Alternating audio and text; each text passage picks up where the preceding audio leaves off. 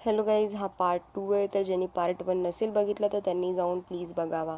तर आम्ही गावी आल्याच्यानंतर आमचं स्वागत असं पावसाने केलं.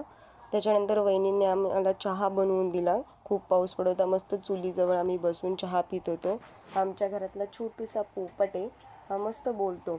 मग आम्ही विचार केला की जरा पाऊस पडतोय तर पावसाचा नजारा घेऊ आपण. हे आमच्या घराची बॅकसाईड आहे. माझ्या भावाचं ॲक्च्युली वॉशिंग सेंटर आहे, त्याच्यामुळे टायर वायर सर्व दिसत आहेत तुम्हाला.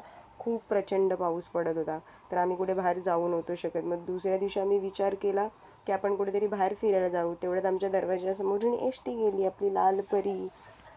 मग त्याच्यानंतर आम्ही पुढे पुढे चालत गेलो करवंद काढण्यासाठी. हा आमचा राजू आहे. आम्ही जिथे जिथे आलो तिथे हा येतो.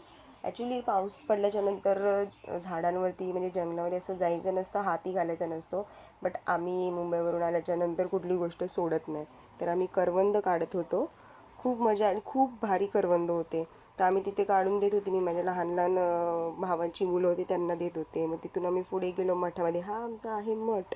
इथे शंकराची मूर्ती आहे. पण लोक तिथे नेटवर्कसाठी येतात, बिकॉज इकडे नेटवर्क भेटतं. तर मुंबईची लोक सगळे नेटवर्कसाठी त्या मंदिरामध्ये येऊन बसतात.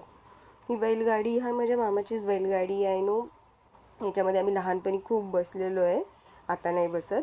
आणि आम्ही संध्याकाळी सगळेजण मिळून इकडे गप्पा गोष्टी करत बसलो होतो. सगळे मुंबईवरून आले होते, तर सर्वजण गप्पा गोष्टी करत बसलो होते. ही पाचची चूल आहे आमच्या, तिथे आम्ही जेवण बनवत मस्त मजा करत होतो.